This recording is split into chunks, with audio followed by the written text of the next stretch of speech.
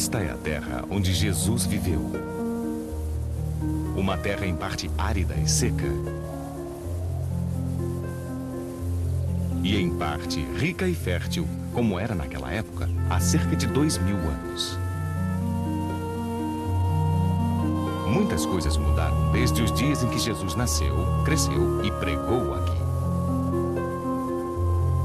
Mas nesta terra podemos ainda sentir a sua presença. Podemos ainda ouvir os ecos do mundo que ele conheceu.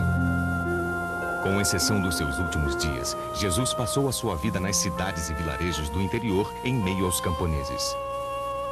Ele era um judeu entre os judeus. Jesus teve uma vida breve, pouco mais de 30 anos. Mas foi uma vida tão plena de sentido que ainda hoje ela é a referência pela qual medimos o próprio tempo. Sua vida tem sido fonte de inspiração para pintores, escultores, artistas e cineastas de todas as épocas e de todas as partes do mundo.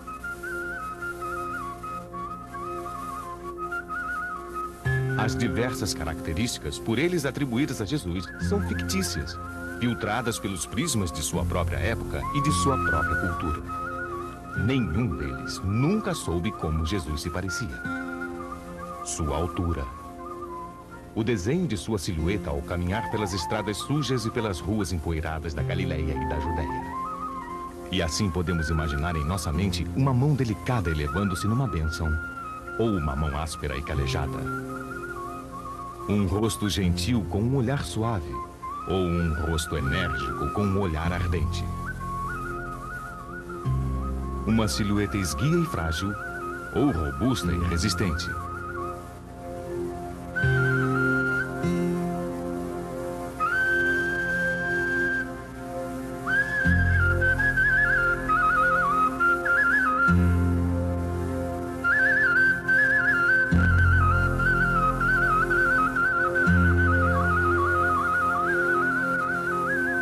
Ninguém na sua época desenhou ou esculpiu a sua imagem, já que o culto a ídolos era proibido pela lei judaica.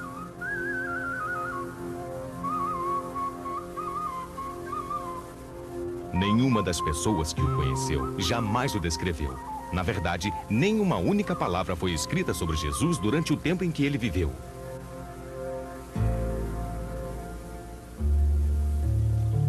Quase tudo o que sabemos sobre a sua vida deve-se à inspiração de 4 homens que escreveram sobre ele muito tempo depois da sua morte. Esses homens foram Mateus, Marcos, Lucas e, finalmente, João. Eles escreveram em grego, embora Jesus provavelmente falasse aramaico, a língua de seu povo. Cada um conta a história um pouco diferente do outro, mas tomadas em conjunto, essas 4 histórias, escritas em língua simples, mas vívida, compõem o épico mais influente de todos os tempos. E o que dizer do mundo no qual este épico aconteceu? Os arqueólogos vêm tentando conhecê-lo cada vez mais. E novas descobertas são realizadas a cada dia, mas debaixo do seu solo ainda há muito a ser desvendado. Essa escavação próxima a Jerusalém revelou um vilarejo agrícola. As escavações e pesquisas de fragmentos de cerâmica, vidros e metal procuram decifrar que tipo de vilarejo era este e compreender que tipo de povo habitava aqui no tempo em que Jesus caminhava por essas terras.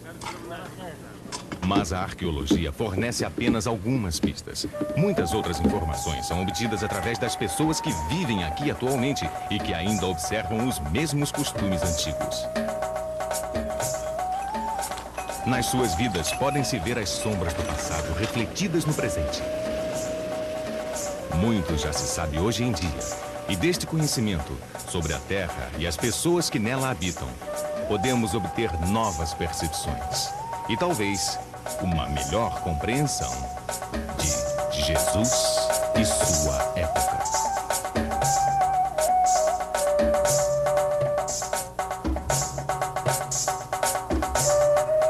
A história começa.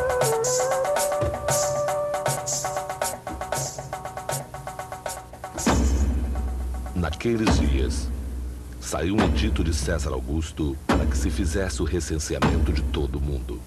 iam todos recensear-se, cada um à sua cidade. Quando o imperador falava, o povo obedecia. De Roma, César Augusto comandava um vasto império, que se estendia do norte da Europa até a Grécia, Ásia Menor, norte da África e Oriente Médio. O mar Mediterrâneo era um lago romano. Na sua margem oriental, encontrava-se a pequena região da Palestina. Ela foi assim denominada pelos antigos gregos devido aos filisteus que viviam ao longo da costa. Embora fosse uma região pequena, a Palestina era um corredor estratégico, localizado entre as principais potências políticas. Todos os povos que construíram impérios conquistaram e dominaram esta terra. Assírios, babilônios, persas, Alexandre o Grande, os ptolomaicos do Egito, os seleucidas da Síria.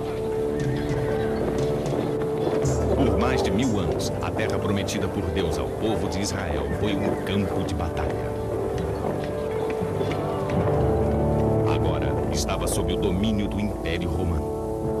O poderoso império construído por César Augusto era financiado pelo sistema de impostos mais sofisticado que o mundo jamais vira. E para executar este sistema, o imperador realizava periodicamente um recenseamento, ou um alistamento.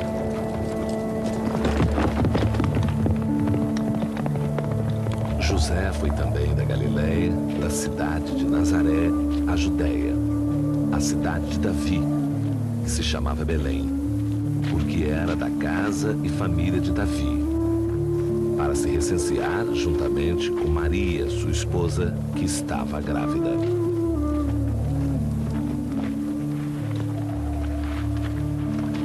A viagem de 5 dias do vilarejo de Nazaré não deve ter sido confortável para Maria.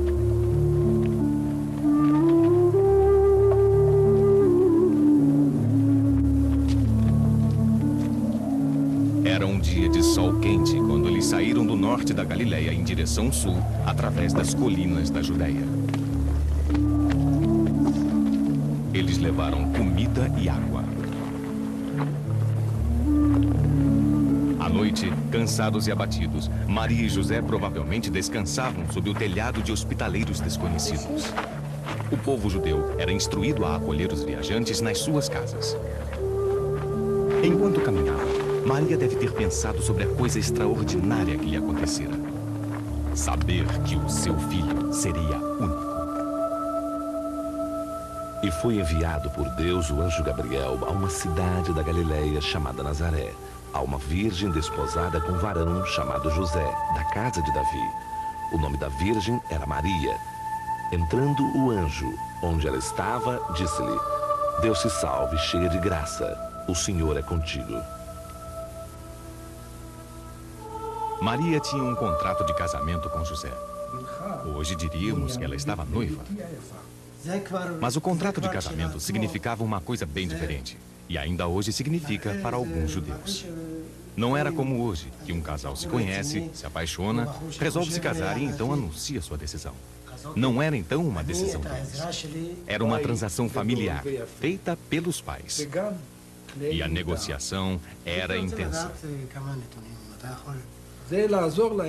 E, finalmente, os pais chegavam a um acordo quanto ao preço da noiva, que poderia ser pago em dinheiro, ou que, em épocas antigas, poderia ser pago em ovelhas e cabras, ou mesmo com algum tipo de trabalho. No livro do Gênesis, Jacó trabalhou por 7 anos para pagar o valor de Raquel.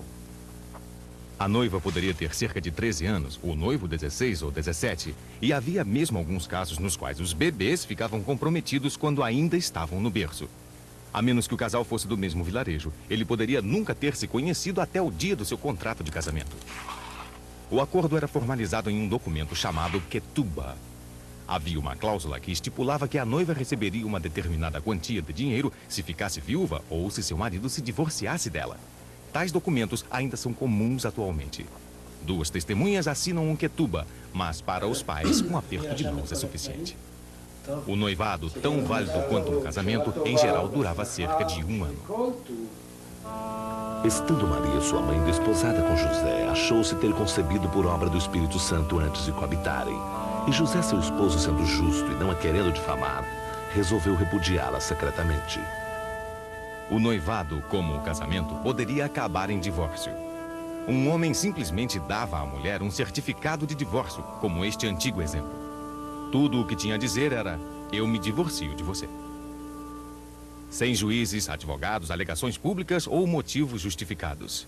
Ele pagaria a ela a quantia do quetuba, com a qual ela poderia sobreviver até o seu novo casamento.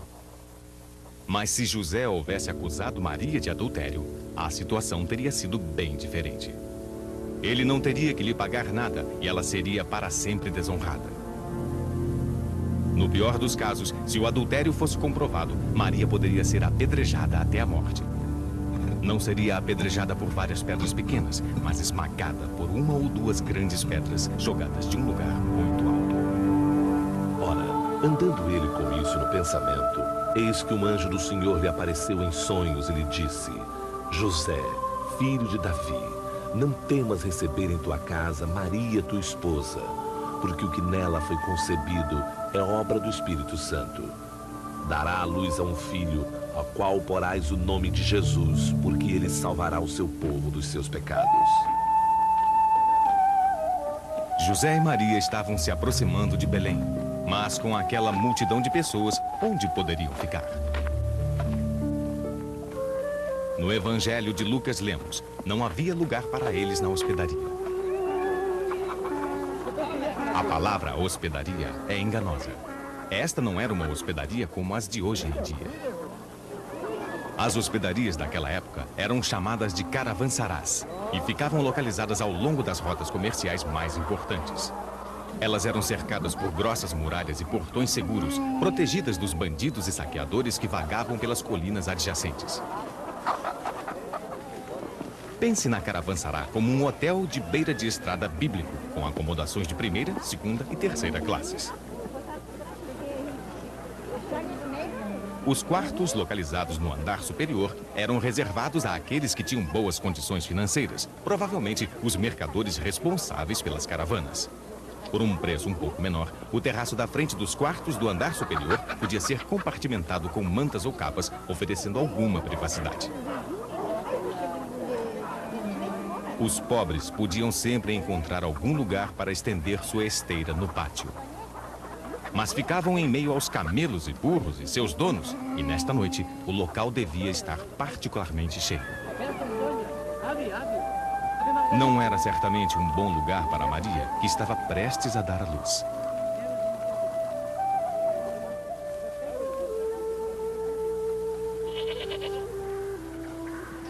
As colinas de calcário que cercavam Belém são crivadas de cavernas. Quando o tempo estava ruim, os pastores abrigavam, alimentavam e davam água aos seus animais nessas cavernas. Muitas delas tinham manjedouras, vasilhas de alimentação, talhadas na pedra. Será que José e Maria se refugiaram em uma dessas cavernas? A verdade é que ninguém sabe exatamente onde Jesus nasceu. Ora, estando ali, aconteceu completarem-se os dias em que devia dar à luz. E deu à luz a seu filho primogênito, e o enfaixou e reclinou numa manjedoura.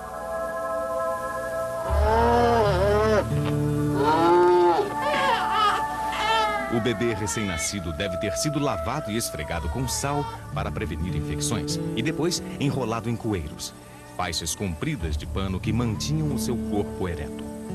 Uma vez por dia, durante cerca de 6 meses, o bebê era desembrulhado, lavado, suavemente massageado com óleo de oliva ou limpo com pó de folhas de murta e depois novamente enfaixado.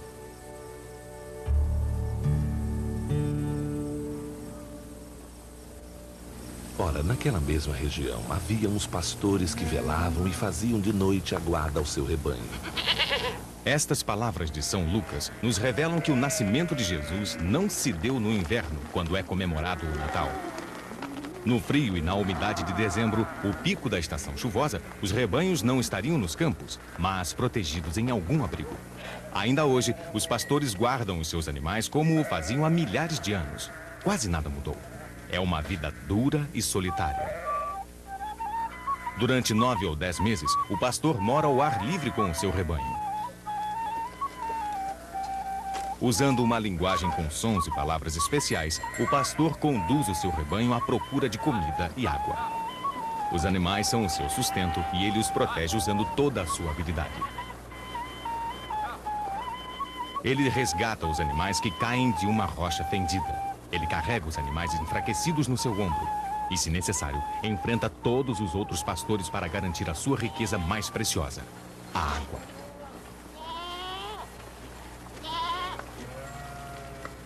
À noite, o pastor conduz os seus animais até um cercado de pedra, o aprisco, coberto de espinhos.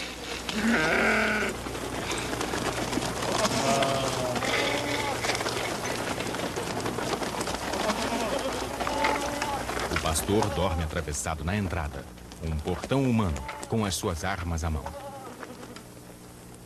Armado com uma atiradeira, como a que Davi usou para derrotar Golias, e com um cajado crivado de pregos, o pastor está preparado para qualquer emergência.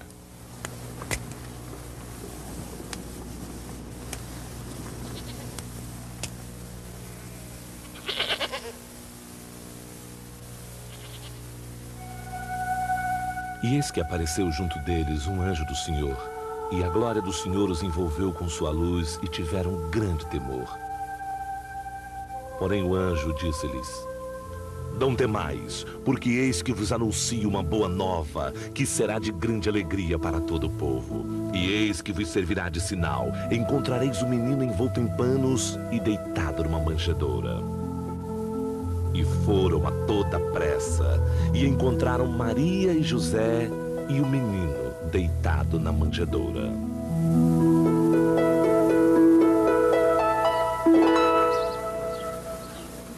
Depois de 8 dias, observando a lei de Moisés determinada no Levítico 12, o bebê teria sido circuncidado, provavelmente pelo seu pai.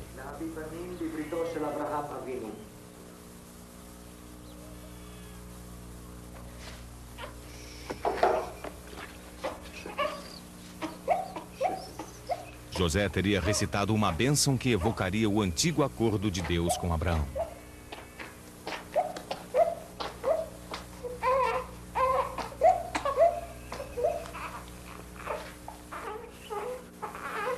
Abençoado seja o Senhor nosso Deus, Rei do Universo, que nos santificou com seus mandamentos e nos ordenou observar a circuncisão. E então ele daria à criança o seu nome. Yeshua.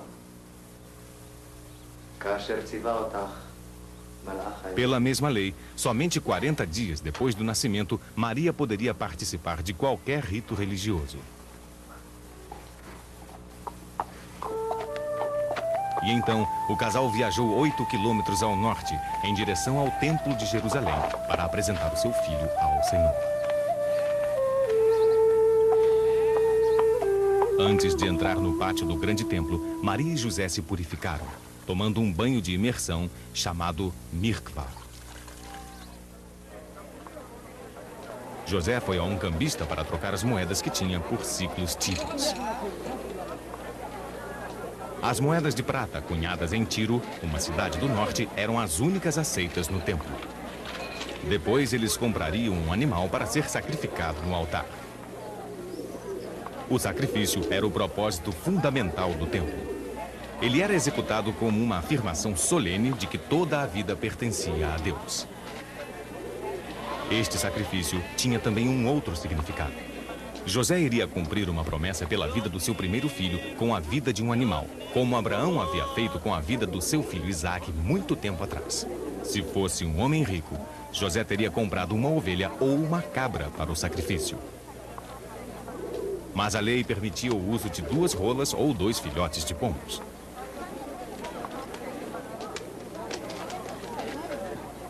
Qualquer que fosse o animal, ele era dado a Deus como um agradecimento pelo nascimento da criança. Tendo, pois, nascido Jesus em Belém do Judá, no tempo do rei Herodes, eis que uns magos chegaram do Oriente a Jerusalém, dizendo: Onde está o rei dos judeus que acaba de nascer? Pois nós vimos a sua estrela no Oriente e viemos adorá-lo. Magos do Oriente, nos diz São Mateus. Pessoas de épocas posteriores chamaram-nos de reis e vestiram-nos em roupas finas e elegantes. Quantos eram não se sabe, mas especula-se qualquer número entre 3 e 12. E eles até mesmo receberam nomes: Gaspar, Melquior e Baltazar. Mas, na verdade, tudo o que sabemos é que eles vieram do Oriente, provavelmente da Arábia, da Pérsia ou mesmo da Índia. Eles são também chamados de Magi, a raiz da palavra magos. Eles eram profetas, videntes e astrólogos, homens muito respeitados na sua terra natal. Tais homens procuravam no céu noturno os presságios de acontecimentos importantes. O que teriam eles visto para empreender uma jornada tão longa? Um cometa? O cometa de Halley passou próximo à Terra no ano 12 a.C. Uma supernova? Nenhum astrônomo da época registrou algum evento tão monumental. Uma conjunção planetária? No ano 7 a.C., Júpiter e Saturno por 3 vezes se alinharam à Terra, e isso teria uma aparência excepcionalmente brilhante. Mas o ano 7 a.C. não foi 7 anos antes do nascimento de Jesus? Nós não medimos o tempo a partir do nascimento de Jesus? Teoricamente, sim. Mas, na verdade, o nosso calendário moderno não foi inventado até cerca de 6 séculos depois por um monge escolástico. Hoje, os cientistas calculam que este calendário está defasado em aproximadamente 7 anos.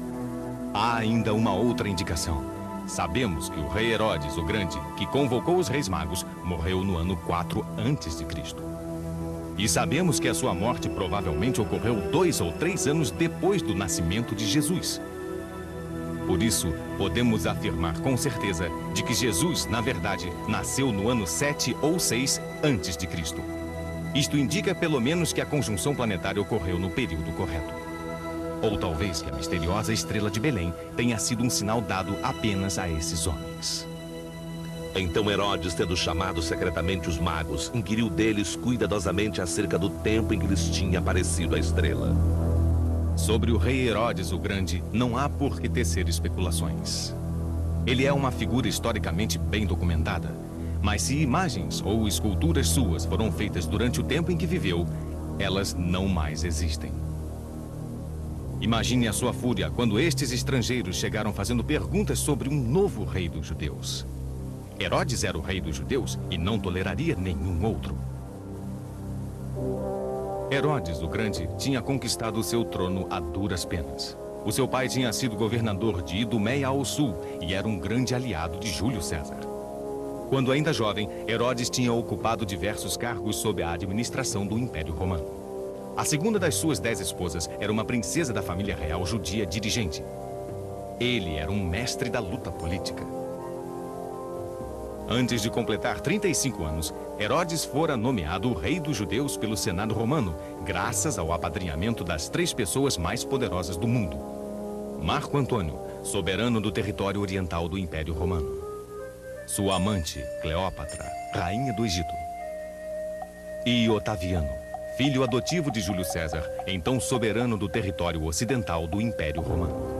Mas Herodes era rei apenas no título. Antes que pudesse se apossar do seu trono, ele tinha que tomá-lo do rei Fantoche, colocado no trono por um império rival no Ocidente. Somente depois de 3 anos de uma sangrenta guerra civil e com a ajuda do Império Romano de tropas sírias, é que Herodes finalmente conquistou o trono. Jerusalém foi quase que totalmente destruída na batalha final. Herodes não foi bem recebido pelos seus novos súditos. Como foi indicado no livro Deuteronômio, nunca deixem que um estrangeiro os domine. E muitos consideravam Herodes um estrangeiro, um idumeu, descendente de antigos inimigos dos cidadãos da Judéia. Os idumeus tinham sido convertidos à força ao judaísmo no século anterior, mas muitos judeus ainda não confiavam neles. Herodes começou o seu reinado ordenando a execução de centenas de pessoas influentes, inclusive da maioria dos membros do conselho dirigente, chamado Sinédrio. Ele confiscou as suas vastas propriedades e todos os seus bens. Ele importou uma nova aristocracia. Judeus ricos da Babilônia, Alexandria e de outras partes do Império Romano. Pessoas fiéis e submissas ao seu domínio.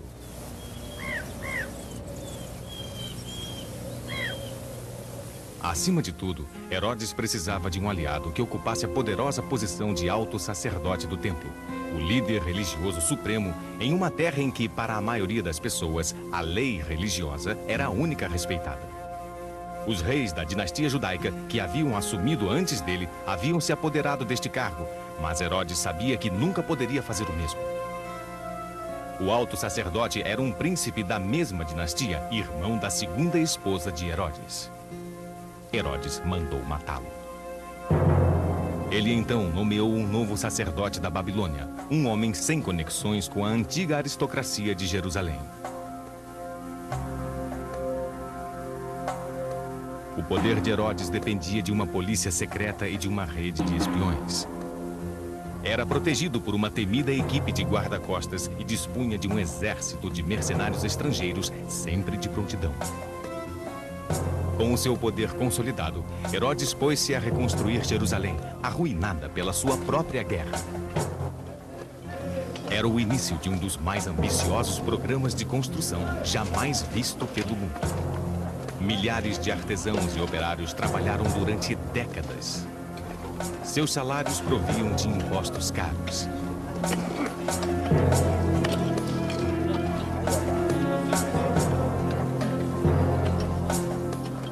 As muralhas da cidade foram reconstruídas. Uma nova fortaleza se agigantou sobre o antigo templo, eclipsando-o com a majestade romana. Ele a batizou de A Antônia, em homenagem a Marco Antônio. Foi construído um teatro em estilo romano e um hipódromo para a corrida de carros de guerra.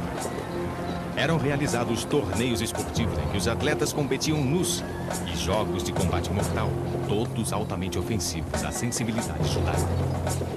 A sua própria casa, um palácio fortificado na região nobre, localizada na parte alta de Jerusalém, era muito maior do que as mansões que ali já existiam. Fora de Jerusalém, o andar das construções não era menos frenético. Por todo o seu reino, Herodes erigiu monumentos, jardins, banhos romanos, aquedutos e estradas pavimentadas. E para si próprio, construiu diversos palácios luxuosos por toda a região. Um deles ficava na cratera desta montanha de aparência vulcânica. Mas não era um vulcão. Uma colina próxima foi parcialmente destruída para servir de material para um cone íngreme, impossível de ser escalado por seus inimigos. Havia apenas uma maneira de subir, uma escada de pedras construída no interior da montanha. O caminho sinuoso na sua lateral foi feito mais recentemente. Dentro da cratera, havia um grande palácio com espaçosos pátios com colunatas. Havia comida e água suficientes para abastecer um exército durante meses. Ele chamava este complexo Heródio, em homenagem a si próprio. Essa era apenas uma das fortalezas que protegiam as fronteiras ao sul e ao leste de Judeia. Também fazia parte dessa cadeia a invencível Massada. Aqui, sobre um rochedo isolado, que se erguia a cerca de 1.300 metros acima do Mar Morto, Herodes possuía não apenas um, mas 2 luxuosos palácios. Em torno da borda da mesa, havia uma muralha cujo batente era tão grande que continha diversas salas. Na extremidade norte, ficava o refúgio pessoal de Herodes, o Palácio Suspenso. Ele foi construído em 3 níveis recortados na superfície do rochedo íngreme. No topo, ficava o palácio principal, equipado com banhos em estilo romano. Abaixo, ficavam os pavilhões com colunatas, salas de jantar e áreas de descanso. Para fornecer água para o complexo, foram construídas represas em 2 barrancos próximos ao local. A água era conduzida através de canais até uma cisterna com capacidade para armazenar até 40 milhões de litros. Os escravos carregavam a água até o topo, jarro por jarro. Neste refúgio grandioso, Herodes podia ter uma vida luxuosa, incólume a qualquer ataque.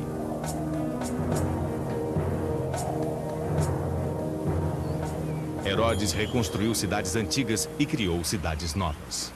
Ele transformou um vilarejo do Mediterrâneo chamado Torre de Estrato no único porto marítimo do seu reino. Numa extraordinária proeza de engenharia, Herodes construiu o primeiro porto de mar aberto do mundo feito pelo homem. Ele nomeou a cidade de Cesareia em homenagem a seu antigo benfeitor, Otaviano, agora o novo imperador César Augusto. Isso é tudo o que resta atualmente do porto marítimo artificial de Herodes. Aqui e em outras cidades ao longo da planície litorânea viveram gregos, romanos, sírios e outros povos separados da população judia. Esses cidadãos não judeus, que faziam parte do reino de Herodes, tinham os seus próprios altares e templos para adorar os seus deuses. Um grave conflito surgiu entre essa grande população pagã e os judeus do reino de Herodes, cujo primeiro mandamento era: não terás outros deuses diante da minha face.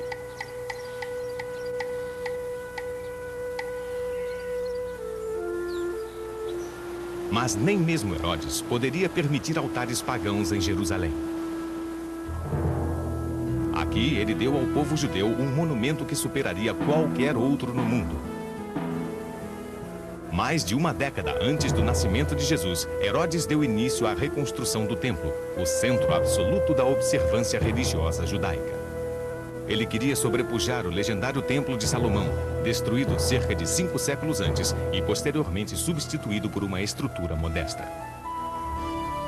O monte do templo era muito pequeno para os planos grandiosos de Herodes, que então resolveu aumentá-lo, construindo maciços muros de sustentação nos vales fronteiriços.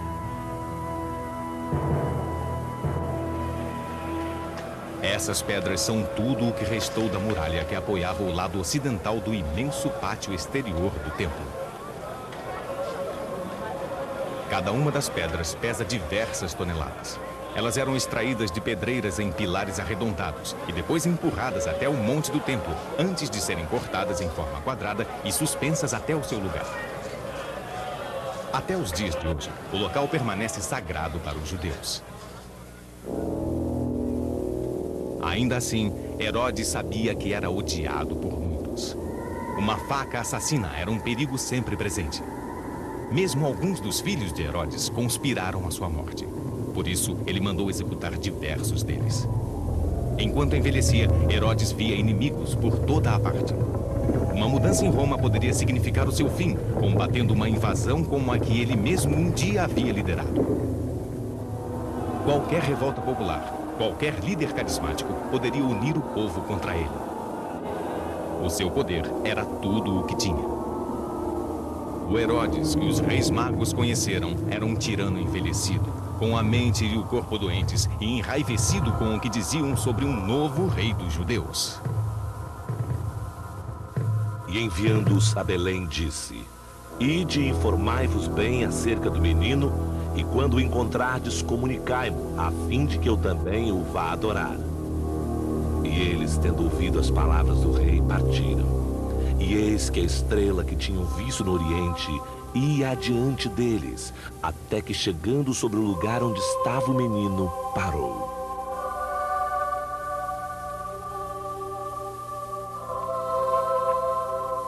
Os reis magos se curvaram e ofereceram presentes: ouro, mirra, uma resina aromática quase tão valiosa quanto o ouro para ser usada como perfume, medicamento e óleo sagrado, e olíbano, uma outra resina, queimada como incenso no templo. Os reis magos nunca voltaram a se encontrar com Herodes. Em vez disso, silenciosamente eles deixaram o país. Herodes, na sua fúria enlouquecida, ordenou a atrocidade pela qual o seu nome é desde então lembrado. Todas as crianças do sexo masculino, nascidas nas cercanias de Belém nos 2 anos anteriores, foram assassinadas. A história registra muitos atos sangrentos cometidos por Herodes o Grande, mas apenas o Evangelho de Mateus nos conta sobre este massacre dos inocentes. Tomando como base uma estimativa da população de Belém daquela época, calcula-se que cerca de 25 crianças morreram. Mas, avisados por um sonho, José, Maria e Jesus já estavam a caminho do Egito. Eles se juntaram a uma caravana na movimentada rota comercial que atravessava o deserto de Sinai. Era uma longa jornada. Devido ao calor brutal, podiam percorrer somente cerca de 24 quilômetros por dia. De vez em quando, descansavam em uma das caravançarás que recebiam os mercadores. Para onde exatamente eles foram no Egito? podem ter ido para a opulenta terra de Goshen, no delta do rio Nilo, ou para o extremo sul, em Mênfis. Havia muitas comunidades judaicas grandes e bem estabelecidas espalhadas por todo o Egito, que datavam do primeiro exílio, quando os babilônios conquistaram a Judéia.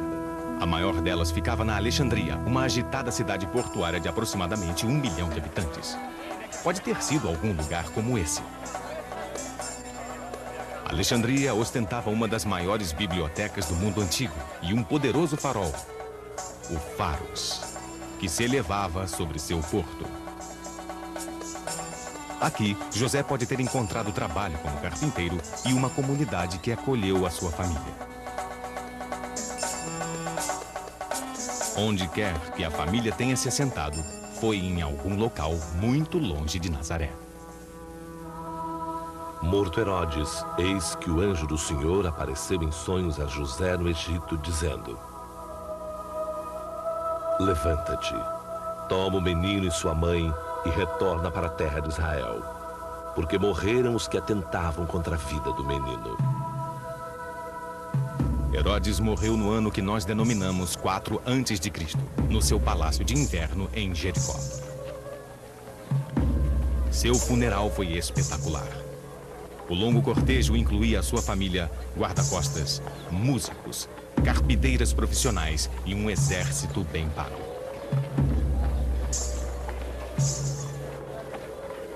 A procissão caminhou cerca de 30 quilômetros pelas colinas de Judéia, de Jericó até Heródion, a grande fortaleza de Herodes. Ali ele foi cremado, mas o seu túmulo nunca foi encontrado. César Augusto dividiu o reino entre os 3 filhos de Herodes que ainda viviam, mas não permitiu que nenhum deles se autodenominasse príncipe. Roma não queria mais reis dos judeus. Herodes Antipas foi feito tetrarca ou soberano da Galileia e Pérea, Filipe de Betânia e Traconítides. Arquelau recebeu as ricas, mas problemáticas terras de Samaria, Judeia e Idumeia. Arquelau era tão bruto quanto seu pai, mas não possuía a sua habilidade política. Em apenas um mês, uma insurreição iniciou-se em Jerusalém, culminando em distúrbios durante a semana da Páscoa. A revolta foi violentamente abatida pelas tropas sírias convocadas por Roma. Cerca de 3.000 pessoas morreram, 2.000 delas crucificadas. Não é surpreendente que José e Maria tenham contornado a Judéia quando se dirigiam para Nazaré da Galileia com o seu jovem filho.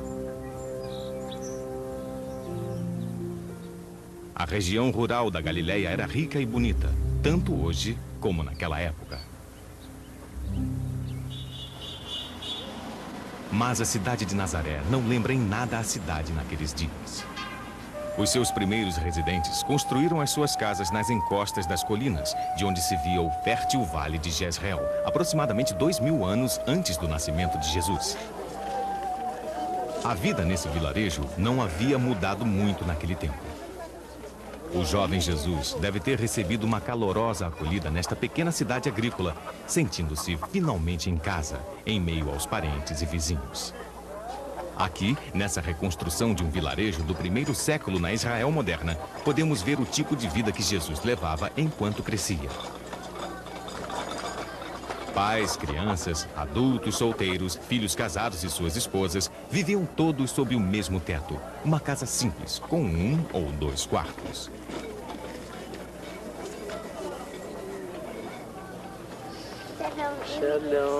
A família estava no coração de tudo, e cada um cumpria as suas tarefas para mantê-la.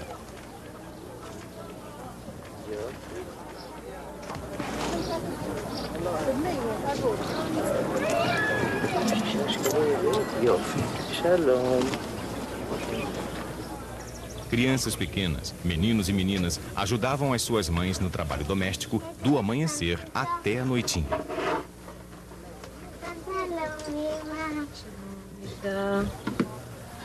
קחי את השקדים, תעזרי לי לקלף אותם. טוב.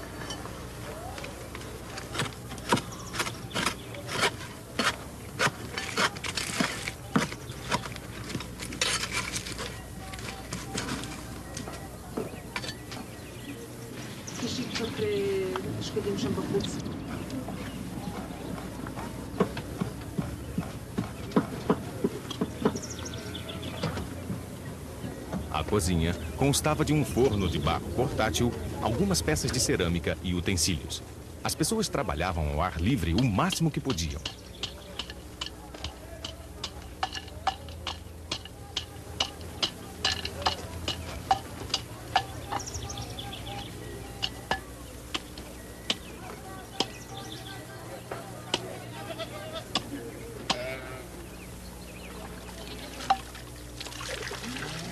A água vinha do poço da cidade. O poço era um local de encontro, um centro social. Todas as mulheres da cidade iam a ele várias vezes por dia para tirar água para cozinhar, lavar e para outros usos domésticos.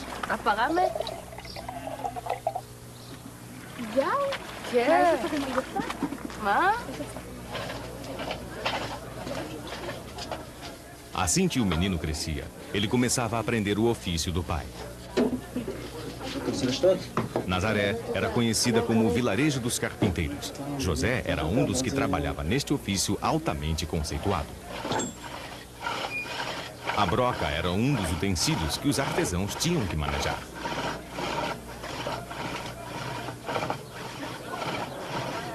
Seu trabalho provavelmente incluía a confecção de portas, a sua colocação nas dobradiças de couro, carroças com rodas que travam, tampos de madeira de oliveira para a mesa e ferramentas agrícolas como este arado.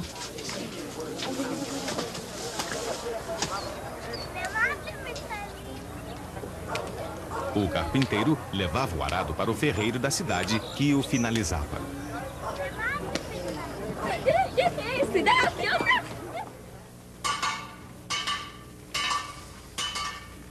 Frequentemente, dois artesãos trabalhavam em conjunto na fabricação de utensílios.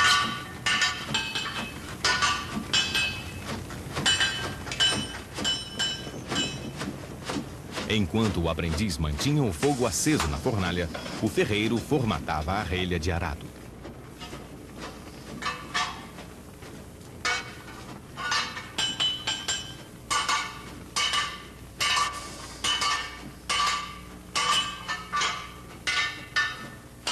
Esta relha de arado rasa é usada no solo rochoso. O solo mais macio exige uma relha mais comprida e mais profunda.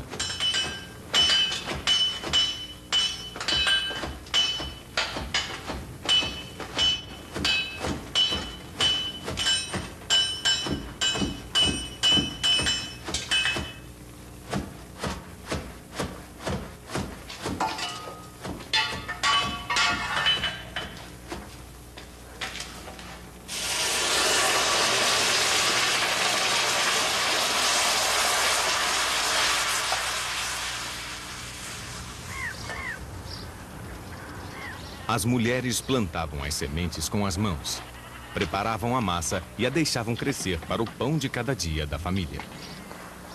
Algumas refeições eram preparadas em pequenos fornos de barro, mas um vilarejo do tamanho de Nazaré provavelmente tinha um forno comunitário, para onde as mulheres levavam os pães a serem cozidos.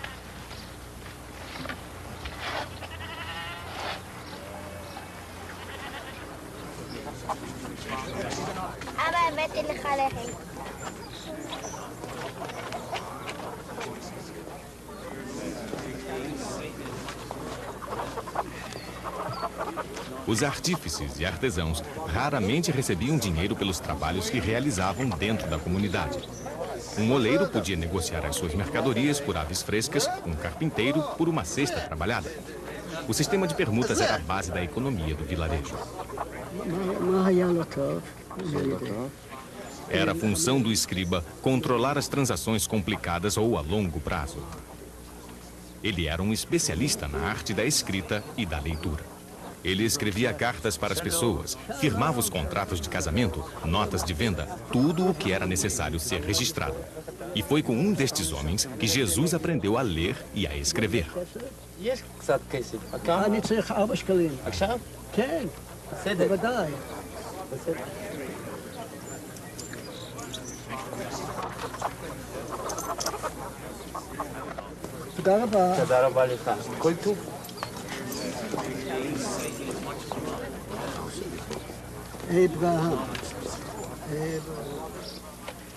Faziam-se cestas de todos os tamanhos e formas.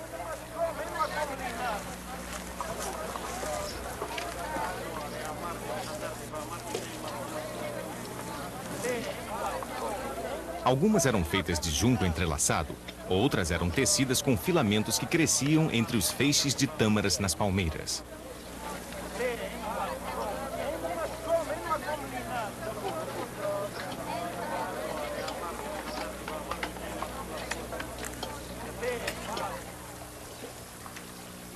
A Galileia era uma região rica em campos de linho e era famosa pelos finos panos de linho que eram produzidos nas suas cidades e vilarejos. Fibras curtas eram torcidas em corda e transformadas em fios e linha rústica, e fibras longas em linhas mais refinadas. As melhores linhas eram usadas na confecção de túnicas de linho brancas para os sacerdotes do templo.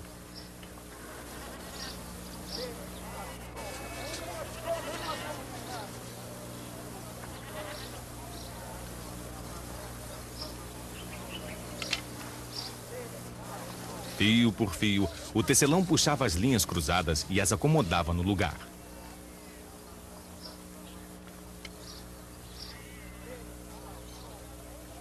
As linhas, no sentido vertical, eram mantidas esticadas por pesos de barro.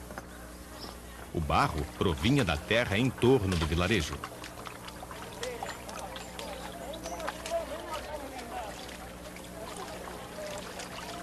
O material bruto tinha que ser limpo e filtrado através de 3 cubas de água.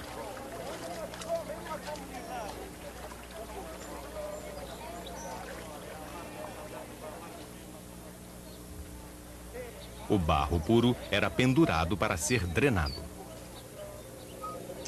Depois, o oleiro o usava para fazer lamparinas de azeite, moringas, panelas, tigelas, ânforas para guardar vinho.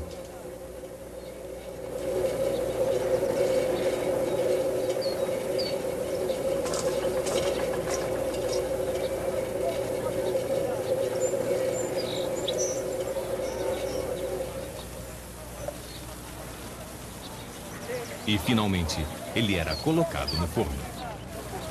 A maior parte do trabalho do oleiro era simples e utilitária.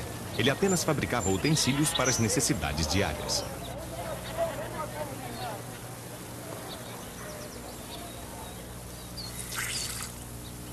Parte do trabalho das donas de casa era tirar o leite da cabra da família.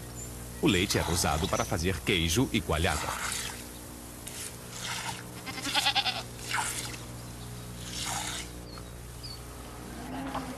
A coalhada era feita em um saco de pele de cabra. A dona da casa a balançava, fazendo o líquido coagular.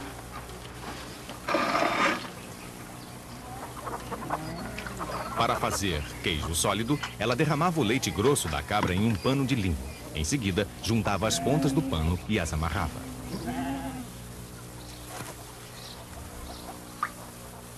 Depois que o soro do leite era drenado, estava pronta a coalhada, que era consumida nas refeições familiares.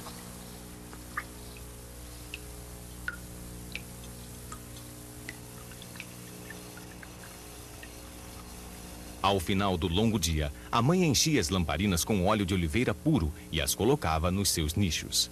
Elas eram a única fonte de luz do vilarejo e a fumaça que exalavam se espalhava pelas casas.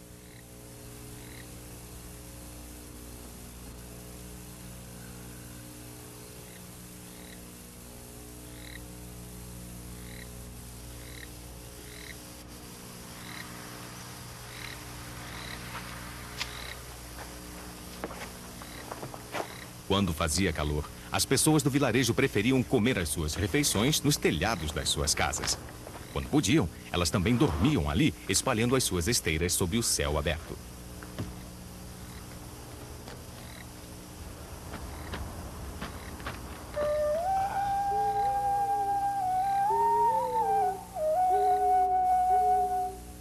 Desde a sua mais tenra infância, Jesus havia aprendido a Torá, os 5 livros de Moisés, o Gênesis, Êxodo, Levítico, os Números e o Deuteronômio. Como essas crianças judias modernas, ele respondia às perguntas que o seu professor fazia sobre os patriarcas Abraão, Isaac e Jacó, e sobre outras grandes personalidades do passado. Sua jovem mente absorveu a história do seu povo e aprendeu que a obediência a Deus estava ligada a todos os aspectos da sua vida. Este aprendizado era feito em hebreu, uma língua diferente do aramaico, o idioma corrente. רבקה שמעה שנים, זאת אומרת ביחד כמה זה יוצא? 14 שנה. אבל מי שפעל ברשות חכמים... À medida em que crescia, Jesus estudou as palavras dos profetas, os salmos e os livros de sabedoria e aprendeu os fundamentos básicos de interpretação dessas escrituras. Na sua adolescência, ele deve ter lidado com questões da lei oral, as interpretações correntes da aplicação das leis imutáveis da Torá na realidade mutável da vida cotidiana. Questões como essas eram levantadas pelos sábios aos alunos que estudavam os textos antigos. A questão: não se deve trabalhar no Shabat, mas há algum problema em andar de burro para informar que haverá lua nova na véspera? A lua nova era o que estabelecia o início de um novo mês. E se a noite estivesse nublada, somente poucos poderiam vê-la. Essa era uma informação que precisava ser dada. A discussão continua, mas finalmente chega-se à conclusão de que neste caso é permitido andar de burro no Shabat.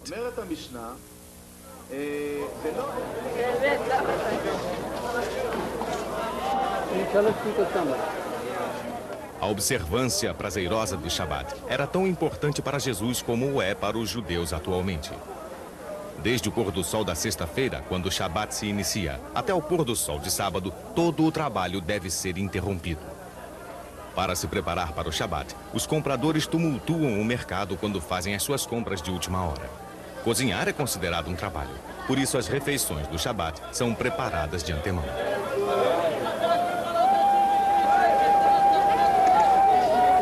Enquanto a luz da tarde se esvanece, os vendedores se apressam para fechar suas lojas. Pouco a pouco, o mercado vai ficando estranhamente silencioso.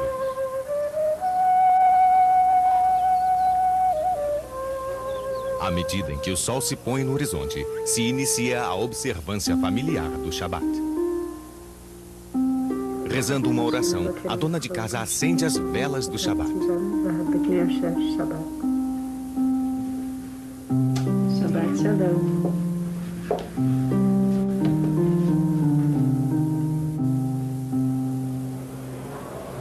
Como as pessoas desta comunidade, Jesus e seus vizinhos devem ter se reunido na sinagoga para a leitura das Escrituras, que provavelmente era feita pelos mais velhos ou escribas.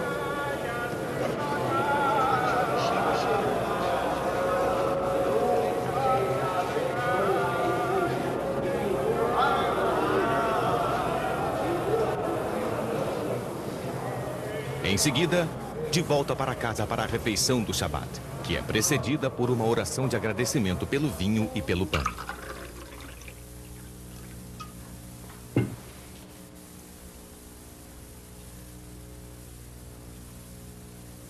Nesta oração, o Shabat Kiddush, o chefe da casa relembra o trabalho da criação divina, quando o céu e a terra e tudo o que os rodeia foram criados, e que Deus descansou no sétimo dia. Em seguida, ele agradece a Deus pela bênção de ter dado ao seu povo o Shabat como uma herança.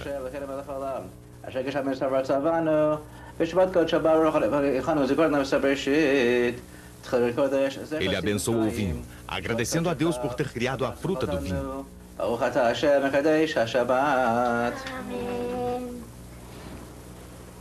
E então ele abençoa o pão, agradecendo a Deus pela generosidade da terra.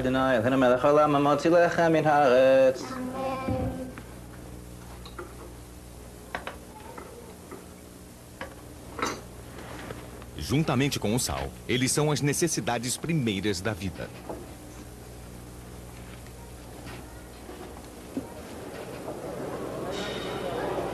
O dia do Shabat é dedicado à oração, a leituras da Torá, dos profetas e dos salmos.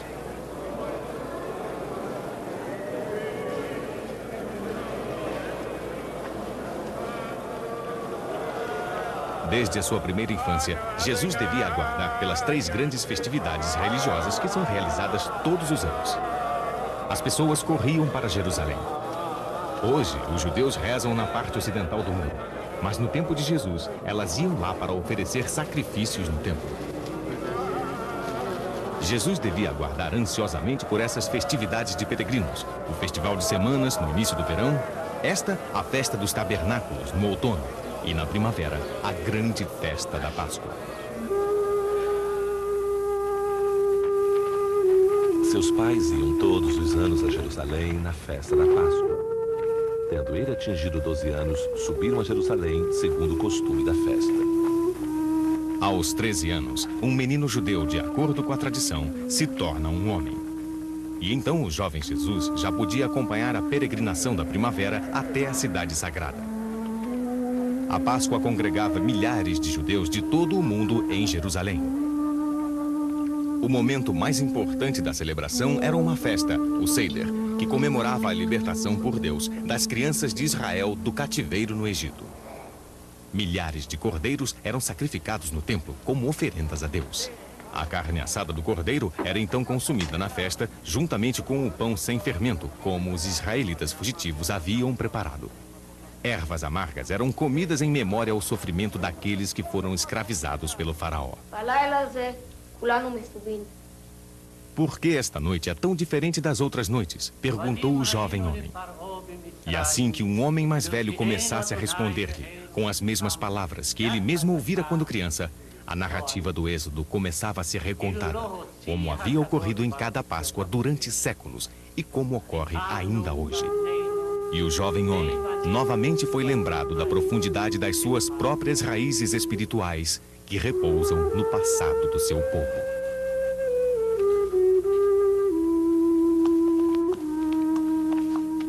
Acabados os dias da festa, quando voltavam, ficou o menino Jesus em Jerusalém, sem que os seus pais o percebessem. Pensando que ele estivesse com os da comitiva, andaram o caminho de um dia e o buscaram entre os parentes e conhecidos. Mas não o encontrando, voltaram a Jerusalém à procura dele.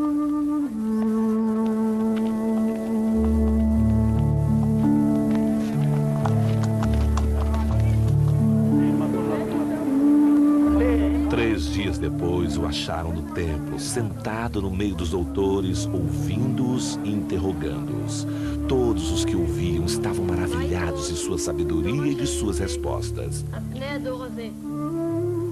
Quando eles o viram, admiraram-se. E sua mãe lhe disse: meu filho, que nos fizeste? Eis que teu pai e eu andávamos à tua procura, cheios de aflição. Respondeu-lhes ele: por que me procuráveis? Não sabias que devo ocupar-me das coisas do meu pai? Eles, porém, não compreenderam o que lhes disse. Desceu com eles a Nazaré, lhes era submisso. Sua mãe guardava todas essas coisas no seu coração. E Jesus crescia em estatura, em sabedoria e em graça, diante de Deus e dos homens.